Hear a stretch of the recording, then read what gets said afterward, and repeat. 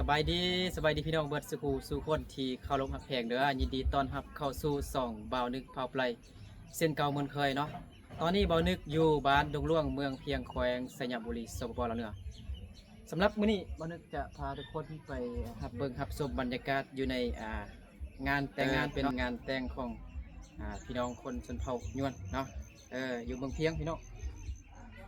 ตอนนี้เขาเจ้ากำลังรับประทานอาหารเนาะแล้วก็กำลังสิมัดคอต่อแขนพี่น้องเนาะเดี๋ยวจังหน่อยบรรยากาศสิไปมัดแขนเนาะยินดีนำครูเจ้าบ่าวเจ้าสาวโอเคเบาๆลายอย่างห่างพี่น้องเนาะเดี๋ยวเราไปขับเบิ้งขับชมบรรยากาศไปพร้อมๆกันเลยไปมาเบิ้งว่าตอนเขาเจ้าเมานี่เขาเจ้าพากันเต้นฟ้อนเนาะนี่เขาเจ้าจัดงานเนาะมาจำเฮือนของเซาลีเลยพี่น้องเนาะตอนนี้เขาเจ้ากำลังมัดคอต่อแขน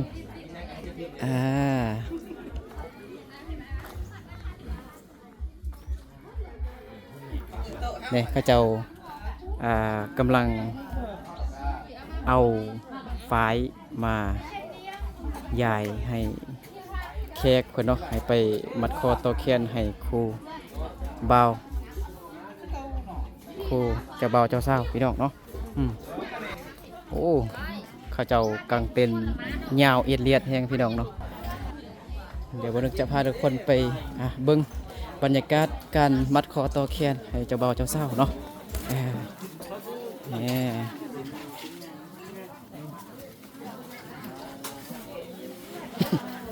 ตอนนี้ก็เป็นเวลา11 โมง12 โมงย่างเลยพี่น้องตอนเที่ยงจังหน่อยเนาะอันนี้จะเป็นเวทีเด้อนี่เด้อเนาะจะมีลำโพงใหญ่ๆหน่อยเฮามาฟ้อนลำวงมาเต้นเลื่อมไปไหนเลื่อมพุ่นนั่งอยู่เฮือนพุ่นนั่งอยู่เฮือนพุ่นสบายดีเซาลีสบายดีมัดแขนเขาบ่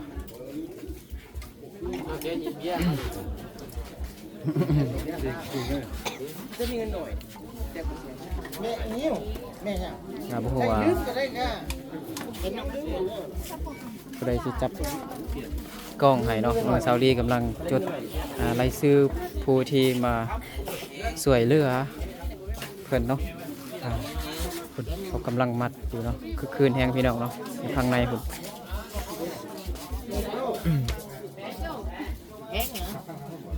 จะได้ตามใจไปมาเทียนเขานะมาจับกองไงเลยให้เราจับกล้องนะฮะปิดเบิ้งนี่นะเอาไปเบิ้งไปไม่ได้แหละ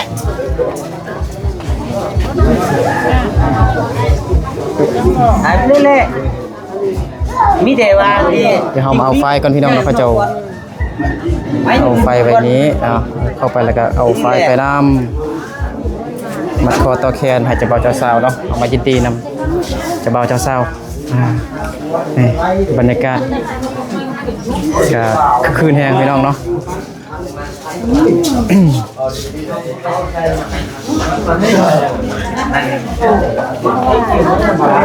ยินดีนำเด้อโอ้เต็มเลยเดี๋ยวนิ้วเลยกันมัดใส่เงินในไก่เนาะจะได้ของขยานี่ลำไปรวยกันนานๆเด้อ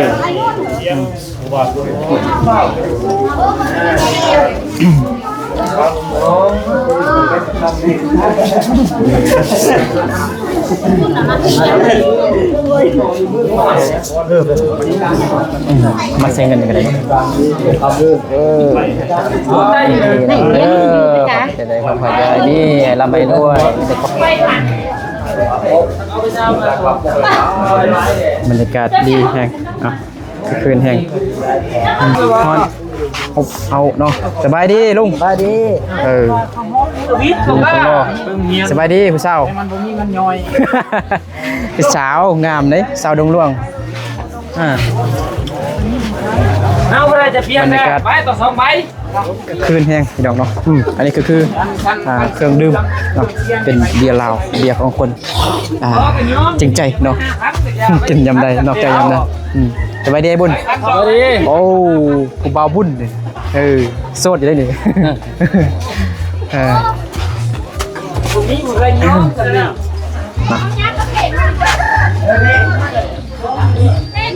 โอ้ฝนตกพี่น้องเนาะฝนตกเงี้ยจักหน่อยเด้ออันนี้จะเป็นโต๊ะของดีเจพี่น้องเนาะเวทีเนาะลำโพงใหญ่อลังการงานสร้างแห่งพี่น้องเนาะเดี๋ยวจักหน่อยถ้าให้เพิ่นมัดแค้นมัดควันแล้วบ่นึกก็จะพาทุกคนมาเบิ่งการควันลำวงหรือว่าเต้นมัดแล้วมัด2คนเหรอ บ่นึกมางานนี่บ่ได้แต่งบ่ได้เติมหน้าตาอีหยังพี่น้องล้างหน้าแล้วก็ช่วยเขาเจ้าตอนตอนเช้านี่เนาะมายกเอาอยู่ใกล้กับเสื่อมเอาเนาะเสื่อมบลูทูธเอาอยู่ดีไม่แห้งเสียงกัน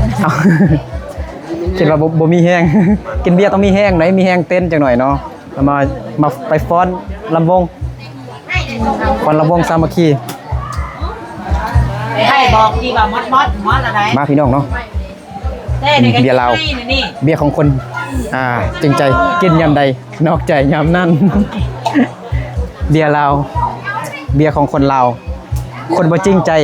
กินยำใดนอกใจยำนั้นพี่น้อง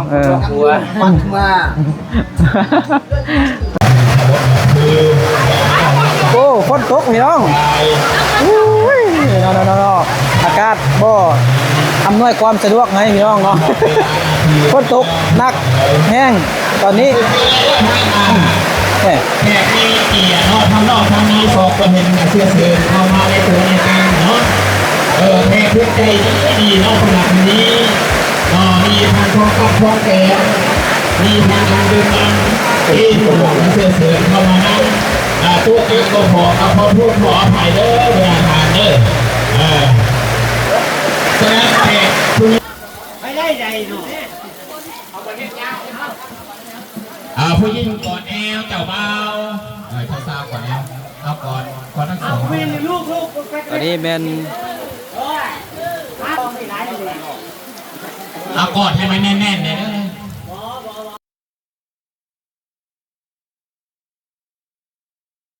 ทำให้เจ้าเบ้าหอมแก้มเจ้าสาว1 2 3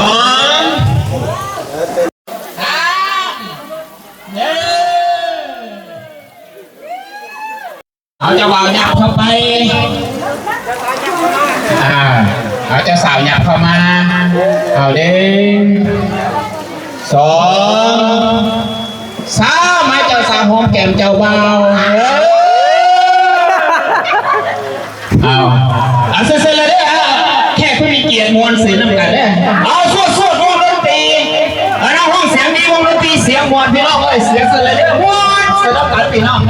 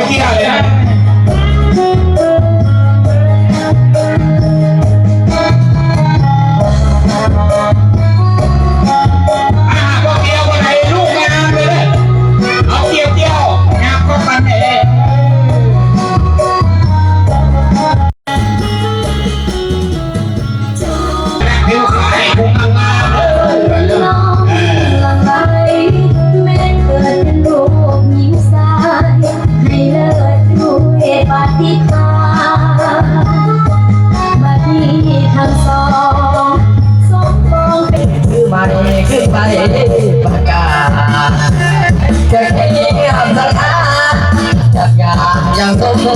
กทีเจ้าบ่าวเจ้าสาวเจ้าขึ้นอยู่ถึงเวทีแสดงเจ้าทำยินดีวันนี้เขาวัดมีมายิ้มแย้มเปิดบานพูดกันเราตัวกันพอตาต้องจำชื่อใส่ตุ้มยิ้มสุราเมื่อเป็นคนเดินอย่าเอานี่นะ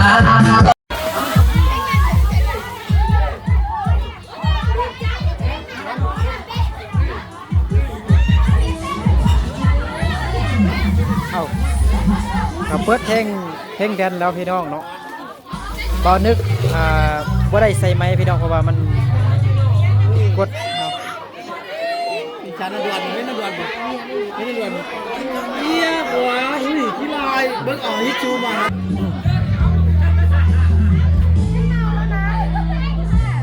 อันนี้เป็นโต๊ะวัยรุ่นพี่น้องเนาะน้องโบทีเอฟซีให้บ่นึกมาถ่ายน้องอยู่เพื่อนกับมางานดองนี่พี่น้องเนาะน้องโบแล้วก็น้องที่พี่น้องเนาะกะได้4-5 เดือนแล้วที่บ่ได้ถ่ายน้องๆเนาะ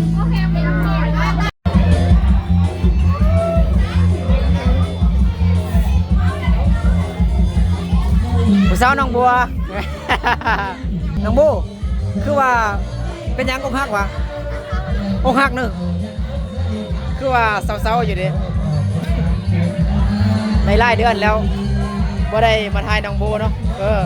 FC ก็ให้อ้ายมาถ่ายน้องแต่น้องเบิ่งแล้วคือว่ามีเวียกหลายไปเฮียนเด้น้องโบหาก็ไปไทยมาแม่นบ่ไปอยู่ไทยได้จักเดือนไปไทยจักเดือน3 เดือนได้เงินหลายบ่ได้เงินหลายบ่ได้เงินจากร้านจากพัน อยู่นำแม่นบ่เห็นแม่บ่เห็นแม่น้องโบงามคือเก้าพี่น้องเนาะน้องที่เด้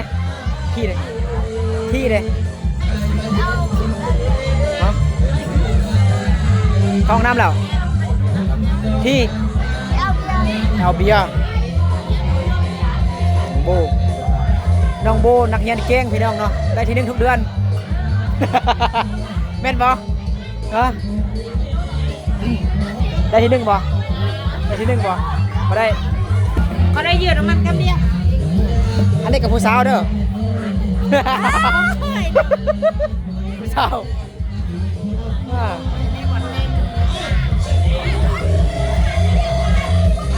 น้องเข้มปลาเข้ม ปลาเข้มสาวพันน้องบัวเนาะแล้วก็น้องพ้องเนาะจังไรครับบทเพลงแดนก่อนจะไปเต้นโสดวะจักเปอร์เซ็นต์กี่ตัวเป็นพันไปเลยแต่มันโมเมนต์ เมาจักเปอร์เซ็นต์เหรอฮะเมาจักเปอร์เซ็นต์เหรอฮะอ๋อไปเต้นไปเต้นไปฮะเต้นอยู่นี่กันเลยเนาะยุก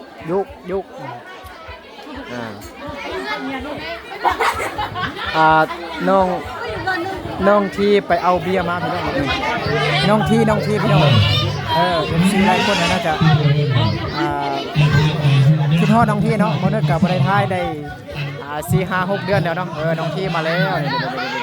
โอ้นี่มันติดปนกมาแล้วนี่มาบางค่ายทีเขาจะติดกับฮัก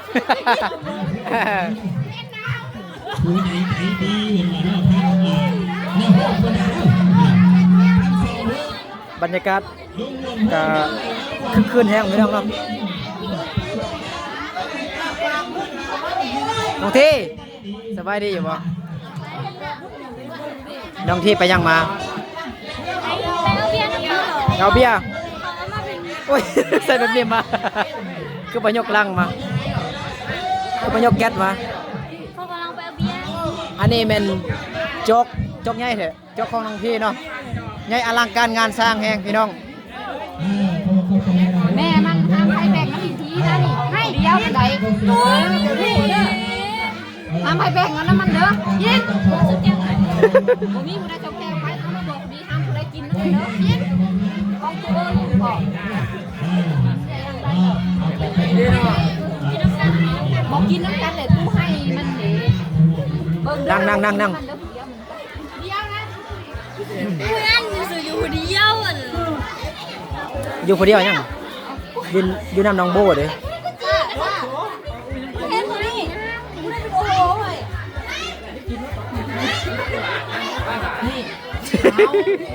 แม่นอยู่ให้โยงเวียกับน้องเขากับคิดูโดนกันเนี่ยนั่งจอกใหญ่เนาะเมาเนาะเมาเลยซองแก้วนี่เต็มเนาะกินแพ้วะสี่จอกสี่จอกนะบอกกายได้10จอกไปเลยผู้สาวไปยังนะ เฮ้ยสาวมัน ผู้สาวลูกหนึงผู้สาวลูกหนึงโอ้ยเสียวมันทำอะไรนะเออ โอ้ยไม่สนุก ก็เจ็บคอจังเลยเด้อพี่น้องเนาะ ดักอยู่ไม่ยังประเด็นสักขอบแต่บอกเมื่อกี้ก็ไม่ได้ จังเลยไปเต้นเด้อ เขาไปทำเพศนะเมื่อยังกา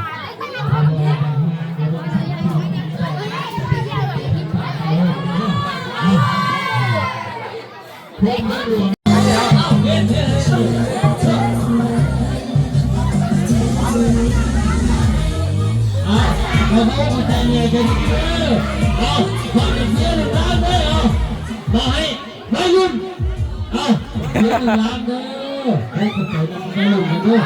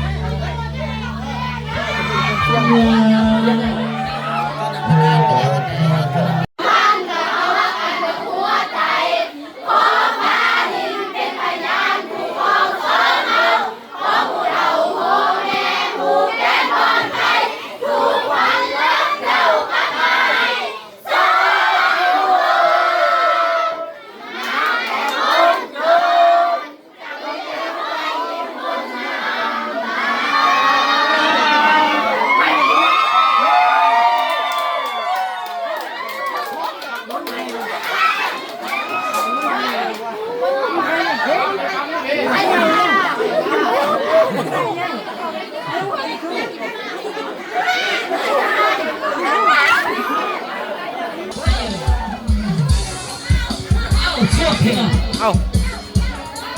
มาฟ้อนมาเต้นสามัคคีพี่น้องเนาะฟ้อนลำวงสามัคคี มี2หมู่บ้านเนาะมีหมู่บ้านดงหลวงแล้วก็หมู่บ้านหนองบัว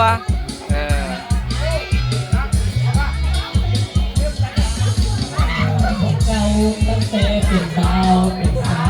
ไทยเจ้าหน้าว่านักไทย โอ้ยกจอกนี่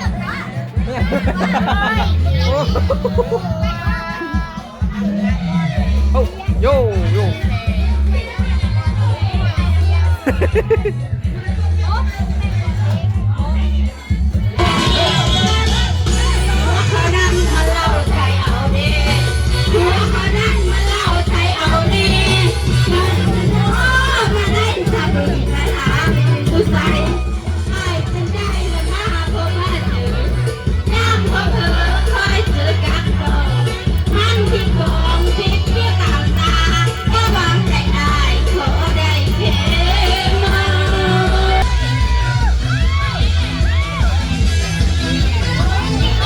น้องโบกับน้องพี่สิมาเต้นแล้ว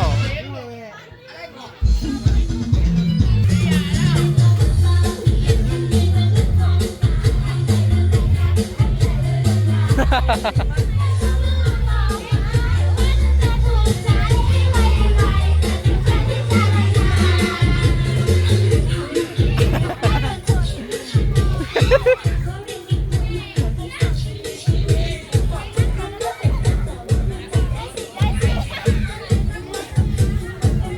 ต้นเต้นเต้นเต้น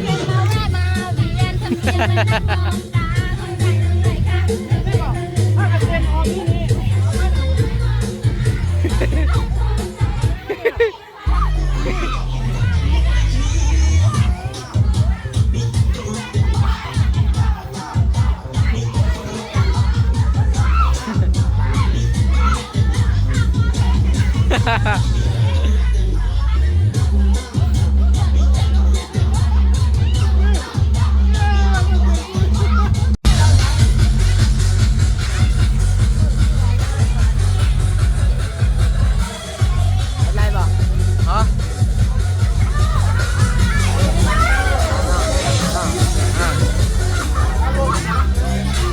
กองกุญแจเดี๋ยว ร้อนเนาะ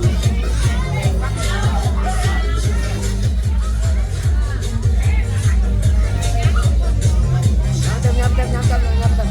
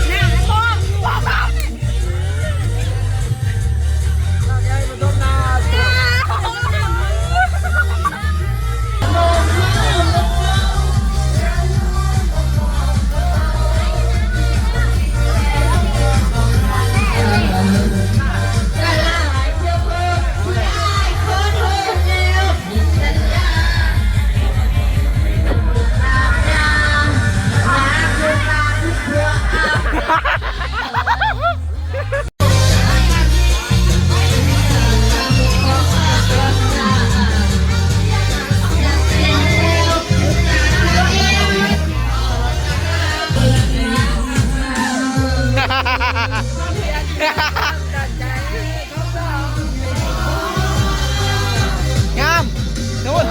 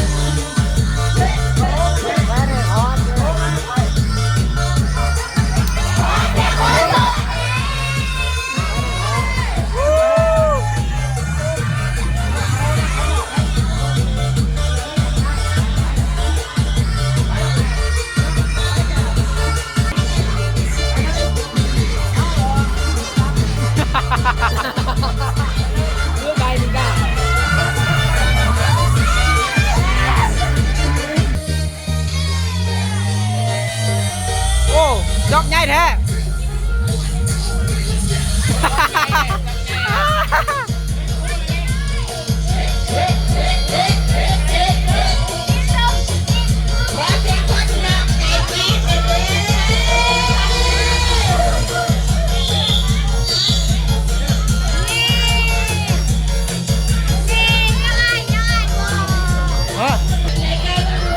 จะยังเมาหรือเปล่า